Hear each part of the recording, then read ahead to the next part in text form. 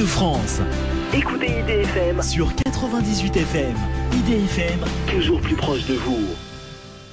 Monsieur Ferrat, bonsoir. Bonsoir, monsieur Léger. Bonsoir à tous les auditeurs. Monsieur le Président, on peut dire. Vous pouvez dire. Donc, la Kabylie, qu'est-ce que... Dites-nous. On va essayer d'être clair pour tous les auditeurs. Tout le monde connaît... Enfin, on connaît la Kabylie, je suppose, mais dites-nous un petit peu ce qui se passe avec la Kabylie. On m'a dit, j'entends un peu partout, oh là là, la Kabylie, ça n'existe pas, j'ai entendu. Alors dites-nous tout. Effectivement, les Kabyles qui écoutent savent de quoi il s'agit. Pour les profanes ou ceux qui en ont juste entendu parler, ou peut-être qui n'en ont jamais entendu parler, il est bon peut-être de remettre du cadre. La Kabylie est un territoire d'environ 400 000 km². Il est peuplé d'une dizaine de millions d'habitants. C'est un peuple qui a une personnalité particulière, très forte, avec une langue qui lui est propre, d'origine berbère. Et c'est une région montagneuse qui commence à 50 km à l'est d'Alger et qui finit 200 à 300 km plus loin. Il a une profondeur au sud de la Méditerranée qui est environ de 150 à 200 km.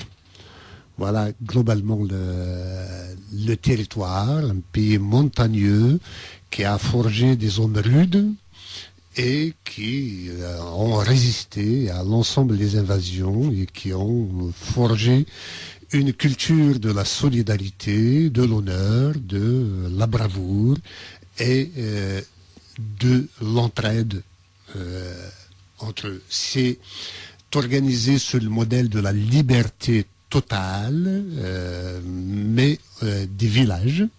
Chaque village est une mini-république et ils sont confédérés à travers des institutions qui, en général, se réveillent juste devant le danger quand il y a un problème crucial. Sinon, chaque village s'autogère avec une assemblée où les avis sont discutés de façon démocratique. C'est à peu près la démocratie athénienne. Voilà, je crois qu'il y avait déjà des relations avec Athènes et la Kabylie en a gardé bien des traits. Entre-temps, donc la Kabylie vivait en indépendance avec son environnement. Bien que l'islam ait pu pénétrer dans cette région, elle garde la mémoire de l'ensemble des croyances et des religions qui l'ont traversée. Et aujourd'hui, on peut dire que même à travers l'islam majoritaire de la Kabylie n'est pas attachée à une pratique rigoureuse de l'islam. C'est le seul peuple où boire de la bière ou manger du cochon n'est pas un péché. N'est pas un péché en soi. Et la pratique du ramadan, on le voit à travers la presse algérienne, puisque le gouvernement algérien, la Kabylie a été intégrée par la France dans l'Algérie. Le gouvernement algérien demande du zèle à ses policiers pour intercepter des Kabyles qui n'observent pas le ramadan, et on rentre même dans les maisons pour découvrir quels sont ceux qui mangent ou qui ne mangent pas. C'est vraiment de l'inquisition au XXIe siècle que le gouvernement algérien pratique sur la Kabylie. Mais le problème qui se pose est que la Kabylie, intégrée par la France à partir de 1857, bien que l'Algérie ait existé avant. L'Algérie a été envahie par la France le 5 juillet 1830. Et puis, elle a conquis l'ensemble du territoire sauf la Kabylie. Ce n'est que 27 ans plus tard que celle-ci a été intégrée. La Kabylie s'est révoltée en 1871 et le choc a été d'une telle violence que de la méfiance est restée entre les deux. Peut-être même une belle devait se jouer entre la France et la Kabylie pendant la colonisation. Si bien que la Kabylie est partie à la recherche d'alliances pour reconquérir sa souveraineté. Elle l'a trouvée dans tous ceux qui étaient intégrés dans l'Algérie. Mais c'est elle qui a fait le gros du travail. C'est-à-dire ce qui était intégré dans l'Algérie. C'est-à-dire d'autres peuples que les Kabyles, c'est-à-dire l'Oranais, c'est-à-dire le Constantinois et dans le sud. Donc la Kabylie est partie à la recherche d'alliances pour se mettre contre le système colonial et non pas contre la France particulièrement. Donc une fois cela a réalisé, la Kabylie s'est faite coiffer au poteau à l'indépendance et parce qu'elle était épuisée par la guerre, d'autres qui n'avaient pas tiré la moindre balle contre le colonialisme français étaient arrivés avec des troupes toutes fraises et moulues et elles ont pris le pouvoir contre elles. Et depuis, la Kabylie vit sous un second colonialisme. Après le colonialisme français, il y a une sorte de colonialisme algérien, dit colonialisme, qui impose notamment l'identité arabe, l'islam en tant que religion et la langue arabe en tant que langue nationale et officielle. Et ceci, les Kabyles ne l'ont jamais accepté. Déjà dès le départ, en 1963, la Kabylie s'était révoltée. Elle avait mené une guerre qu'elle avait perdue suite à des circonstances historiques sur lesquelles il n'y a pas lieu de revenir. Aujourd'hui, nous n'en avons pas le temps, puisqu'il y a d'autres thèmes à aborder. Oui, on a beaucoup de choses. Voilà. Et depuis, la Kabylie est devenue, le héros de la guerre d'indépendance qu'elle était, est devenue l'ennemi interne par excellence, l'ennemi à abattre, et elle est surveillée par le pouvoir algérien comme du lait sur du feu. Il y a eu une révolte en 1980, c'est ce qu'on appelle le printemps berbère, et ceci a amené même l'ensemble de l'Algérie à évoluer. Mais depuis que la Kabylie remue un peu pour elle-même, pour son identité, pour sa langue, pour son existence, disons, le régime a toujours cherché alliance systématiquement avec l'islamisme. Et c'est pour contrer les démocrates kabyles que le régime algérien a investi dans l'islamisme comme jamais personne n'en a fait à travers le monde. Et donc, si on découvre une Algérie intégriste, une Algérie avec des jeunes qui assassinent des femmes enceintes, qui tuent des intellectuels, cela est dû au fait que l'école algérienne a été investie de la mission de lutter contre l'intellectuel, contre les démocrates, qui sont essentiellement kabyles. Parce que pendant la décennie noire, comme on l'a appelée, qui n'est pas terminée pour nous, c'est une triple décennie. On assassinait partout en Algérie, mais on enterrait essentiellement en Kabylie. En 1978, la Kabylie a réussi, dans tous ses élans, à entraîner l'Algérie, à tirer l'Algérie vers le haut. Et à chaque fois que la Kabylie a évolué, il est bien entendu que l'ensemble de l'Algérie, voire de toute l'Afrique du Nord, puisqu'il y a l'onde de choc qui arrive jusqu'au Maroc et ailleurs, en Libye, au Niger et au Mali, tout le pays, tout le monde berbère, disons, reçoit l'onde de choc de la Kabylie, elle traîne, elle tracte vers le haut, elle tire vers le haut l'ensemble de la région. Et depuis maintenant l'arrivée de Bouteflika notamment, la Kabylie est sabotée, elle est, elle est contenue, elle est investie par tous les fléaux que le régime algérien s'emploie à développer sur son territoire. Et à cela, bien entendu, il y aura un contre-coup qui nécessairement va toucher l'ensemble de l'aire géographique qu'elle tire vers le haut, c'est-à-dire que tout va tirer vers le bas, maintenant que la Kabylie est affaiblie par le régime algérien. Donc en 2001, il y a eu, en 1998 d'abord, il y a eu le chanteur populaire Matoub Lounas qui a été assassiné, et c'est le début c'est l'arrivée d'une nouvelle génération sur le terrain du combat politique. Et personnellement, moi qui admirais mon père d'avoir participé à la guerre d'indépendance de l'Algérie, d'être mort pour l'indépendance de l'Algérie, je savais qu'il était monté au maquis, il avait pris des armes, peut-être qu'il avait tiré, je ne sais pas s'il a tué ou non, mais j'ai vu des jeunes en 2001 braver les balles avec leur seule poitrine et les balles des gendarmes algériens, de l'armée algérienne, et j'ai trouvé qu'ils étaient plus courageux, plus héroïques que mon père, qui est tombé pour l'Algérie, parce que mon père était armé, et ces jeunes-là n'avaient absolument rien que leur poitrine devant les balles. À ce moment-là, nous étions un groupe de Kabyles à avoir pris une autre décision de revendiquer un destin particulier pour la Kabylie. Nous avons réclamé l'autonomie pour la Kabylie. En 2008, nous avions envoyé une lettre officielle à l'ensemble des instances algériennes pour officialiser cette demande. Et en 2010, sans réponse du gouvernement et des instances algériennes, nous avons mis sur pied, en exil, le gouvernement provisoire kabyle. Dont vous êtes le président. Donc j'ai l'insigne honneur de représenter à la fonction suprême. Je vous propose de marquer une première pause musicale.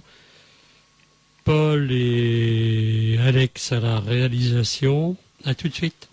En Ile-de-France, vous écoutez IDFM, la plus francilienne des radios. IDFM sur 98 FM. Michel Léger, votre émission Face à Face. Je reçois aujourd'hui Monsieur Méni Ferrat, qui est président du gouvernement provisoire de Kabylie. Je tenais à vous donner la parole parce que vous avez le droit. Hein. On en était à l'insécurité en Algérie. Vous me disiez pendant cette pause, il n'y a pas de région, on a tout cassé. Enfin, l'Algérie. Oui, disons que tout est fait pour que la Kabylie n'ait pas d'existence légale en Algérie. En Algérie, il n'y a pas, comme en France, des régions comme l'Auvergne, la Bretagne, les Bouches-du-Rhône, la Provence. En Algérie, il n'y a pas cela. En Algérie, il y a des départements seulement. Et on n'a pas cessé depuis les années 70 de charcuter la Kabylie en différentes pièces dont on rattache des pans entiers à des entités administratives qui n'ont rien à voir avec la Kabylie. C'est une manière de dissoudre un peu, de noyer le poisson dans l'eau, si l'on peut dire. Et c'est ce qui fait que la Kabylie n'a que deux départements qui sont entièrement kabyles, Vgaït et Tizi Ouzou, et cinq autres régions, cinq autres départements. L'un est majoritairement kabyle, d'autres, les Kabyles sont minoritaires à l'intérieur.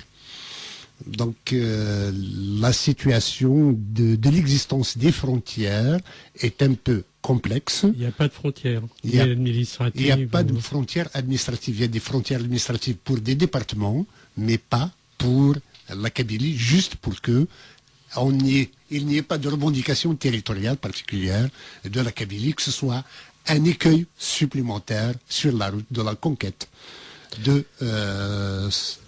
de son existence, quoi, de son émergence politique. Et à travers cela, on a vu des tas de politiques qui font que, y compris par exemple des départements comme ceux qui existent pleinement kabyles, c'est-à-dire Tizi Ouzou et Bougie, bien des services dépendent d'autres départements juste pour qu'on ne soit pas indépendant totalement, pour qu'on ne maîtrise pas la situation.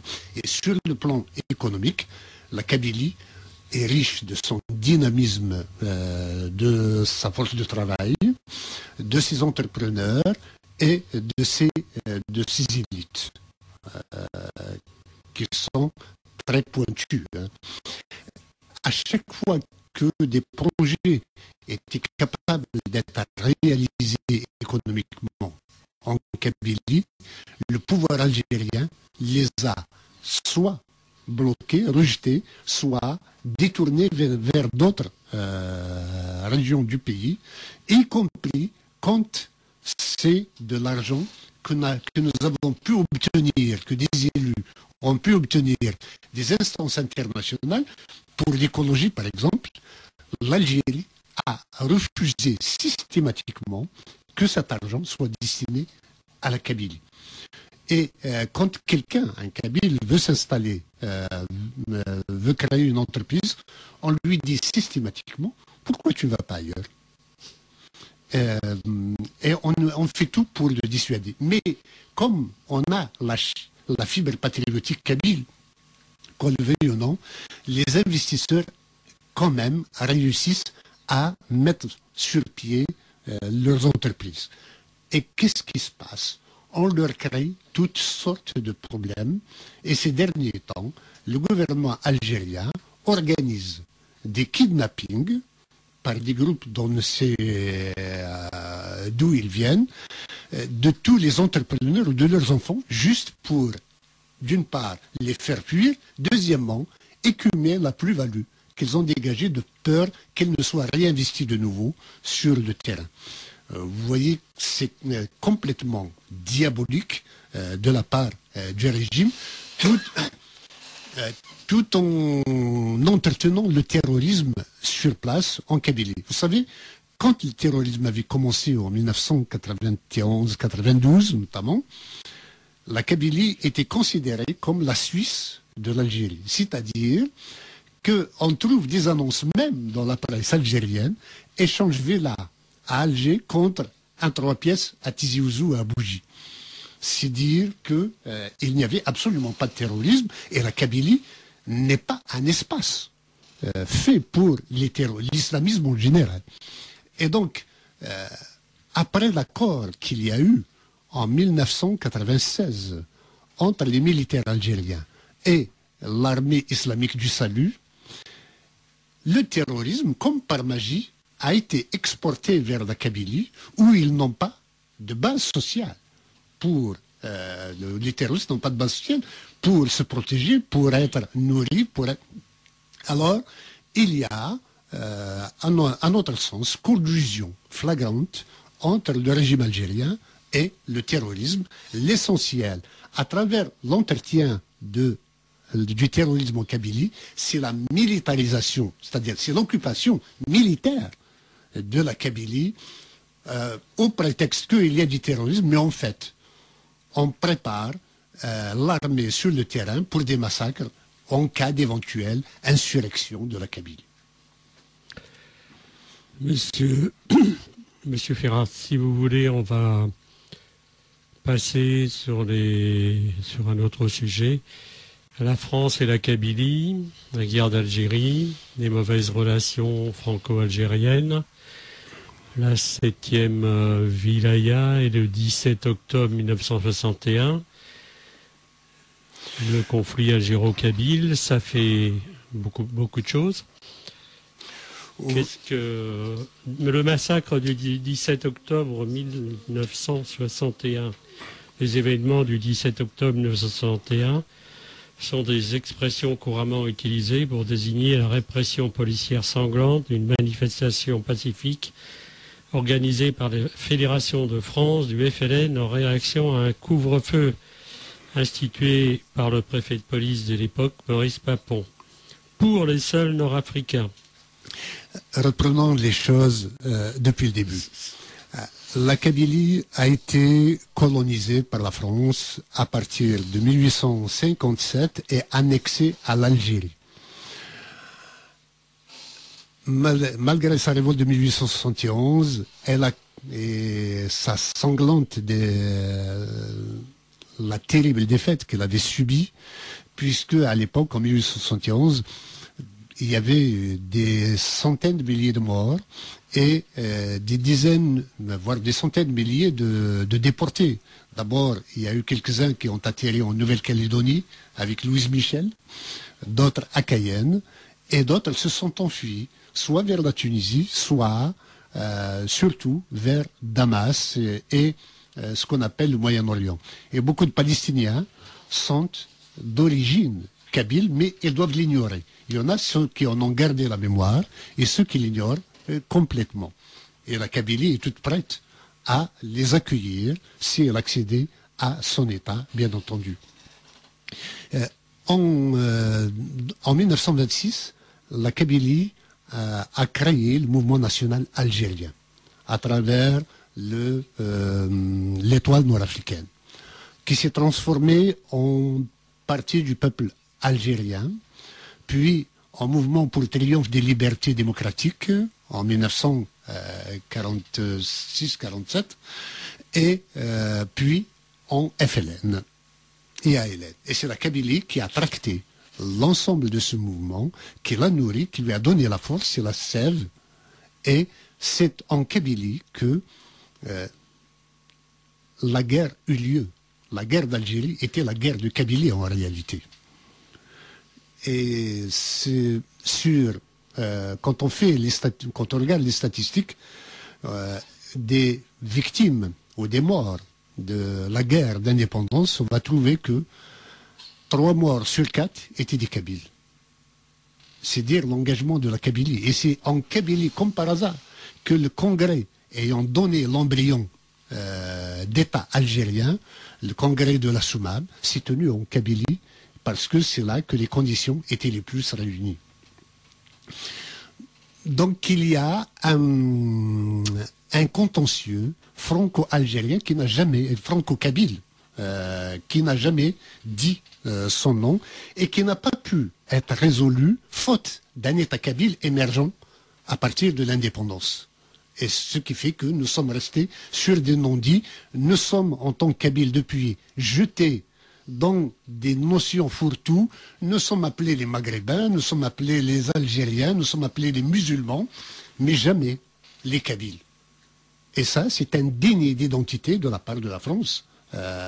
Peut-être par mégarde, peut-être que les sociologues ont été, et les anthropologues et les orientalistes y ont été pour quelque chose, mais en tous les cas, faute d'un État kabyle, le contentieux n'a pas pu trouver sa solution entre la France et la Kabylie, et tous les problèmes kabyles ont été versés dans le dossier algérien. Donc c'est la Kabylie qui a organisé le FLN et la 7e wilaya de la guerre d'indépendance. Le congrès de la Soumam avait défini 6 wilayas, 6 régions, 6 départements pendant la guerre qui étaient autonomes. La Kabylie, le Constantinois, l'Oranie, le centre de Titri et le sud étaient partagés en 2.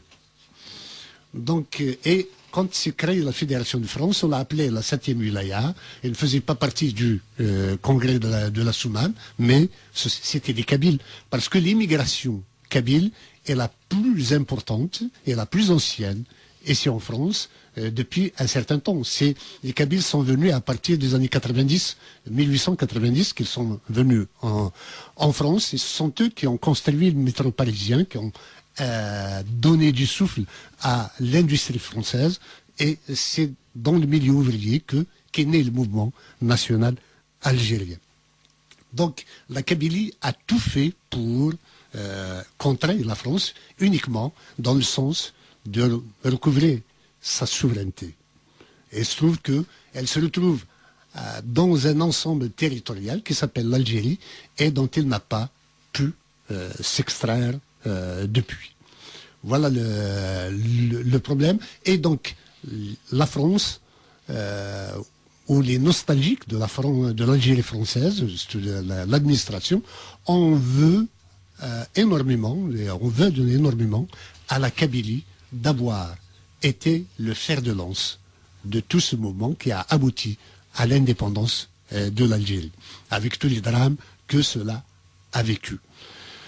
Il se trouve que en octobre 1961, les Kabyles qui était l'essentiel du FLN en France, donc avaient ressenti comme un affront le fait qu'il y ait une loi d'exception qui leur interdisait, qui leur imposait le couvre-feu à partir de 18h. Que pour eux. Que pour eux.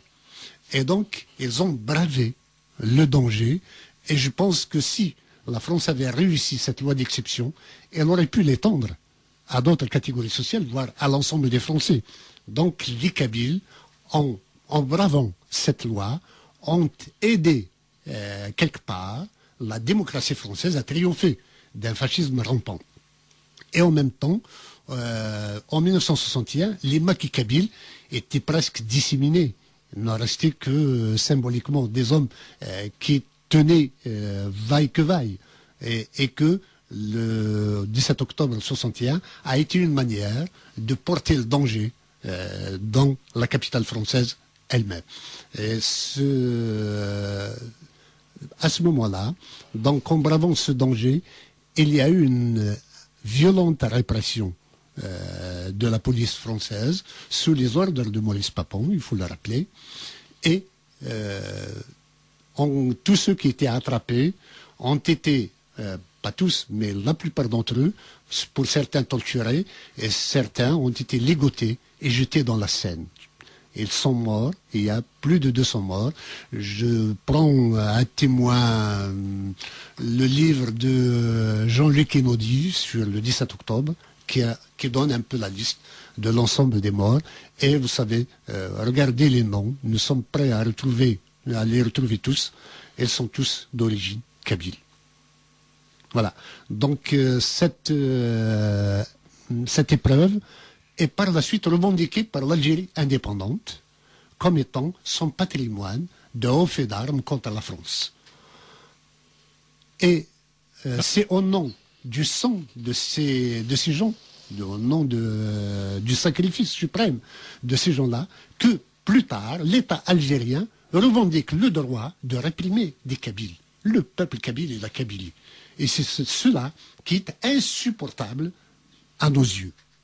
Comme dans les années 80, nous avions créé des associations d'enfants de martyrs de la guerre d'indépendance pour délégitimer le pouvoir algérien sur le sang des martyrs. Donc, nous avons décidé, depuis 2010, de délégitimer le régime algérien à se revendiquer du sang de ceux qui sont tombés en 1961, en octobre 1961. Et depuis 2 ans, c'est la 3e année que nous le faisons, nous organisons un rassemblement en marge. Nous souhaiterions bien intégrer l'ensemble des organisations qui commémorent l'événement, mais avec le respect et la restitution de l'identité des principales victimes de ce massacre. C'est-à-dire les Kabyles. C'est le 17 octobre. C'est demain. C'est demain. Voilà, demain, il y a un rassemblement à Saint-Michel, sur le pont de Saint-Michel, de 16 à 18 heures, et je lance un appel pour tous les amis de la Kabylie, pour tous les Kabyles, à venir honorer la mémoire de ceux qui sont tombés, et surtout à délégitimer le régime algérien, à se revendiquer d'un haut fait d'armes fait par des Kabyles, au moment où lui-même, elle réprime la Kabylie. On va marquer une pause. Je vous propose, mais pas avant une trentaine de minutes, vous pouvez nous appeler si vous le souhaitez, 01 34 12 12 22, 01 34 12 12 22. Alors on a une information importante, on a un problème matériel comme on est encore dans les anciens studios, on a un fantôme qui s'est mis dans une ligne téléphonique. Si personne décroche quand vous faites ce numéro, vous raccrochez, vous refaites le numéro. Il y a 3-4 lignes et c'est la seule solution pour nous avoir. Les télécoms n'ont pas trouvé de solution. On a ce qu'on appelle une ligne fantôme sur toutes les lignes que l'on a. 01 34 12 12 22, à tout de suite. En Ile-de-France, Écoutez IDFM sur 98 FM, IDFM, toujours plus proche de vous. Michel Léger, votre émission Face à Face reçoit aujourd'hui Mélanie Ferrat, qui est président provisoire Du gouvernement provisoire kabyle. du gouvernement provisoire kabyle. Je vais arriver à le dire dans le bon sens. Monsieur le Président, on a un téléphone, on va le prendre, mais pour ça il faut mettre on va écouter la question. On a énormément de choses à voir. Bonsoir monsieur. On a énormément de choses à voir, donc on vous prend pas longtemps, mais on écoute votre question. Bonsoir tout le monde. Bonsoir. Donc c'était juste une question que je voulais adresser à monsieur Farhad Mani. Donc, par rapport à la stratégie future de GPK. Est-ce que c'est-à-dire nous allons rester dans comment je vais dire L'action politique ou dans la violence? Non, c'est pas ça. Vous voulez la guerre, c'est ça? C'est pas ça. Non, c'est-à-dire que faire devant. C'est une question, hein. Devant, oui, la situation est complexe. Que faire devant le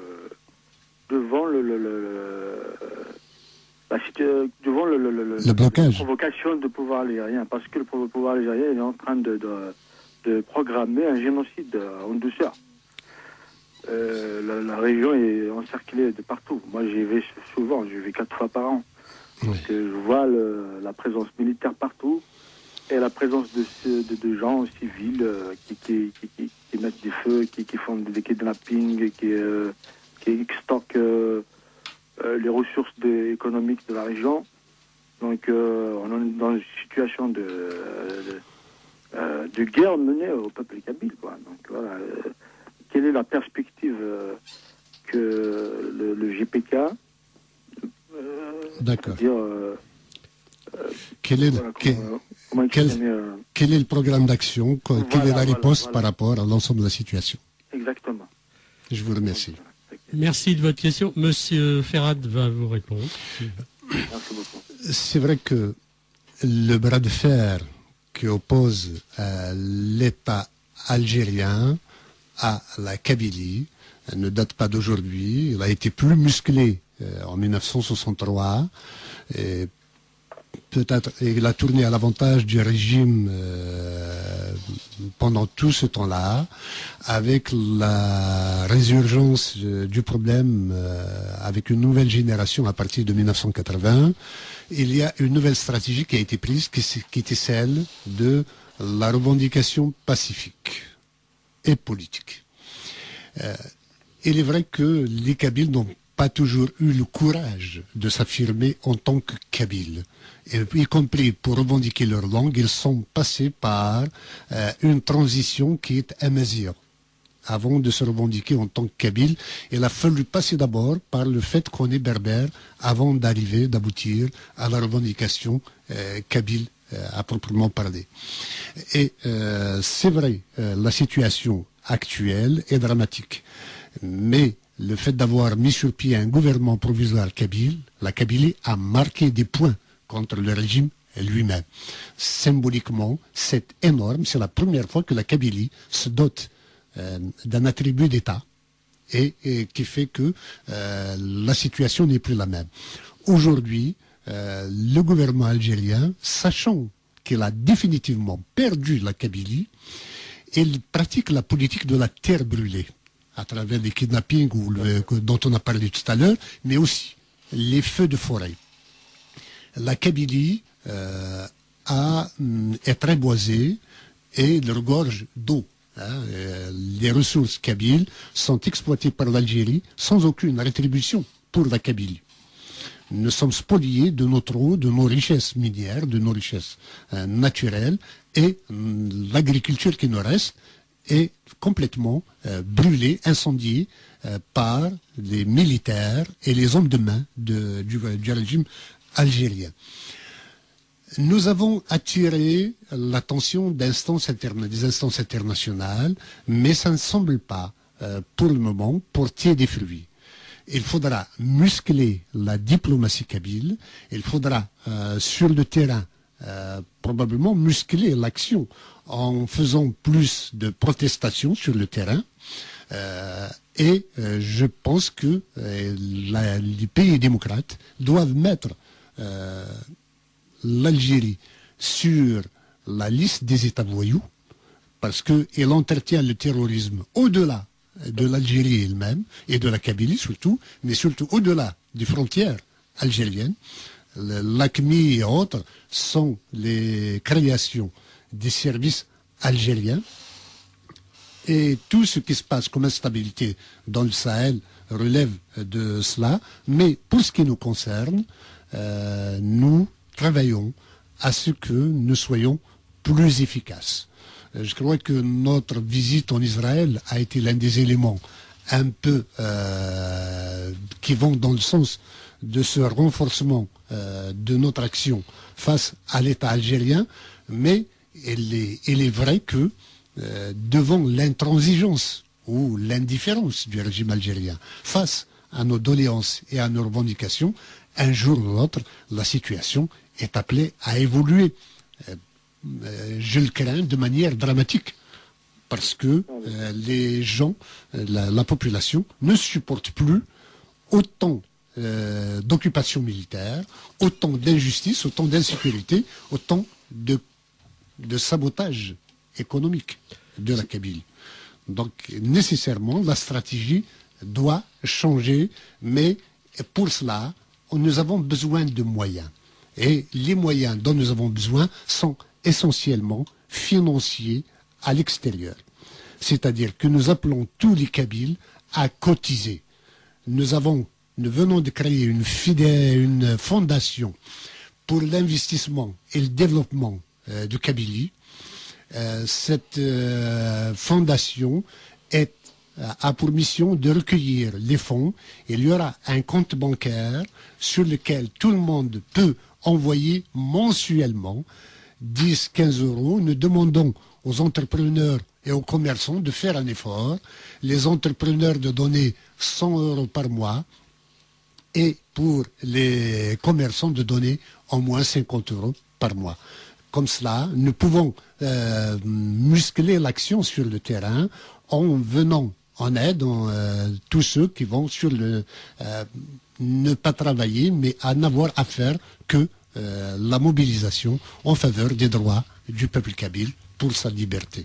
Donc il y a tout un travail qui est en train de se faire, et en ce qui nous concerne, en ce qui concerne le gouvernement provisoire kabyle, nous sommes décidés aussi à obtenir, à travers ces moyens financiers que nous cherchons, à monter une télévision kabyle, une radio avec lesquelles nous pouvons rendre compte mieux que l'agence d'information kabyle Sioul et Samours, rendre mieux davantage la réalité du terrain pour mobiliser le peuple kabyle pour son destin de liberté. Merci pour votre appel. Merci beaucoup. Au revoir. C'est possible de poser une dernière question? Oui, allez-y, très vite. Je voudrais savoir, Monsieur Meunier, où est-ce qu'on est avec l'affaire du tribunal pénal international par rapport aux crimes commis en 2001 en Kabylie. Est-ce que ça a avancé ou... Nous avons déposé plainte, vous le savez, depuis avril 2011. Nous avons déposé plainte auprès du tribunal pénal international. Il y a eu une réponse disant que le tribunal tient à le dossier ouvert en attendant qu'il y ait une procédure éventuelle contre le régime algérien. C'est une avancée déjà. Merci de votre beaucoup. appel. Merci beaucoup, je vous écoute, je reste à votre écoute. Salut. Merci. Bonne soirée. IDFM 98 FM, la plus francilienne des radios. La plus francilienne des radios. Sur 98 FM. Michel Léger, votre émission Face à Face. J'ai monsieur le président Mehdi Ferhat. On a eu pendant la pause 2 appels. Nadia ou Sonia, non Nadia, qui voulait savoir quand est-ce que ça va aller mieux en Kabylie. Je crois que on a peut-être un peu répondu. Monsieur Ferhat va peut-être compléter. Et on a un deuxième auditeur. Vous voulez compléter pour Nadia, peut-être 2 minutes ou... Écoutez, l'action du gouvernement provisoire kabyle est orientée dans le sens de la libération de la Kabylie, ou du moins de l'accession de la Kabylie à sa liberté.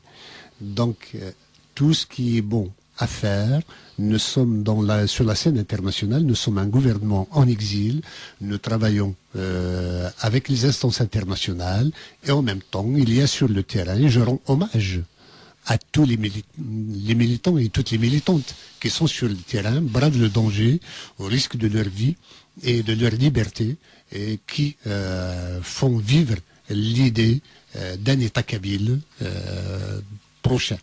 Donc, ce travail-là donnera nécessairement des résultats puisque on a vu que le FFS et le RCD, le Front des Forces Socialistes et le Rassemblement pour la Culture et la Démocratie, qui étaient les forces les plus représentatives de la Kabylie, ont cédé énormément de terrain sous les coups de boutoir du régime lui-même, et c'est sur le fait aussi que les orientations politiques qui inscrivent la Kabylie dans l'ensemble algérien ont montré toutes leurs limites.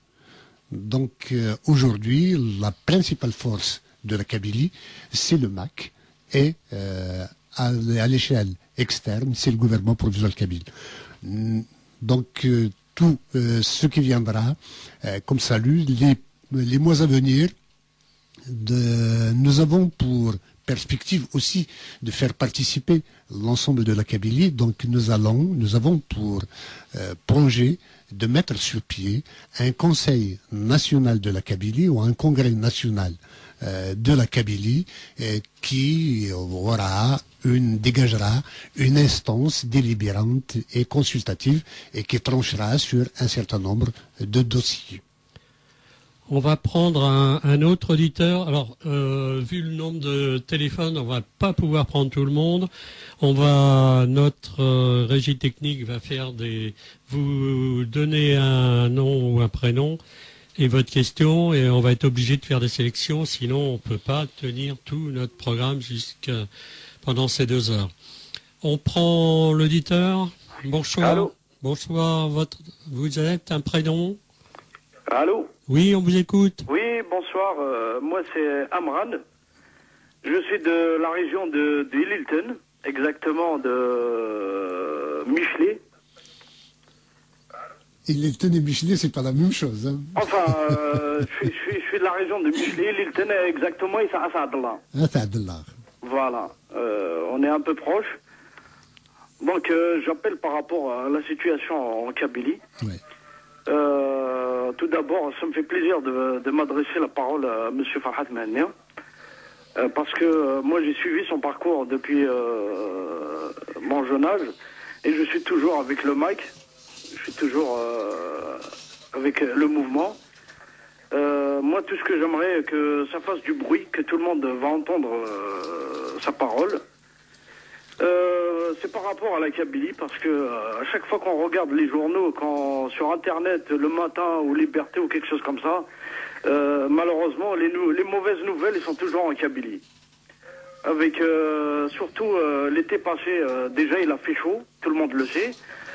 Les forêts, ils sont tous en feu. Il y a plus de militaires, il y a plus de barrages, il y a plus de faux barrages. Du terrorisme, on ne croit pas que c'est du terrorisme, tout le monde le sait. Moi, j'ai posé des questions à des gens qui connaissent un petit peu la politique algérienne. On m'a dit que c'est un complot. Ça veut dire tout est comploté pour faire tomber la Kabylie. Ouais. Parce que nous, à un moment, on s'est révolté contre la gendarmerie, d'ailleurs, heureusement, je fais partie, j'étais en Algérie à l'époque, quand on s'est révolté contre la gendarmerie. Malheureusement, il y a eu des morts. J'espère qu'un مشدد راح نديشفيلن ان شاء الله راح نسند يغال au moins D'accord, Monsieur Ferrad va vous répondre. d'accord. À travers des appels que nous venons de recevoir, Ouais. nous comprenons toute la détresse des citoyens kabyles. Et il y a une impatience aussi. Il y a une impatience Voilà. par rapport à un changement. Il y a volonté d'aller au-delà de l'action gouvernementale kabyle et de faire en sorte que le terrain bouge. Nous comprenons cette impatience. Nous ne cédons pas pour autant aux sirènes de la violence, même si nous sommes convaincus qu'un jour ou l'autre, elle nous débordera. Inch'Allah. Ce que raconte aussi chaque Kabyle, c'est cette insécurité et cette insupportable présence militaire en Kabylie, injustifiée, sachant que le terrorisme est un faux terrorisme. C'est des militaires algériens qui se conduisent en terroristes et nous sommes tous, les Kabyles se disent, comment expliquer ce paradoxe? Plus il y a de forces militaires, plus de forces de sécurité en Kabylie, moins nous nous sentons